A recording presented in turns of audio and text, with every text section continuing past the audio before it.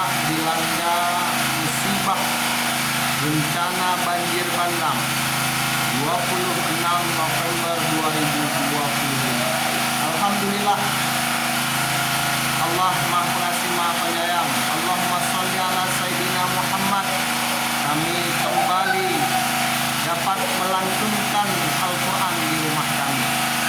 Terima kasih kami ucapkan orang-orang baik, orang-orang saudara-saudara kami yang telah mendonasikan bantuan mereka kepada kami.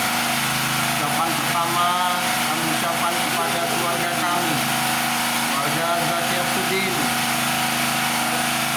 adik-adik saudara-saudara saya, kemudian kepada rekan dan sahabat saya Pak Nono Purnomo, Pak Roji atas donasi gensetnya yang telah menerangi rumah kami, yang terus saya doakan agar Allah berikan kepada sahabat saya, rekan saya, terus rezeki dan kesehatan yang berlimpah.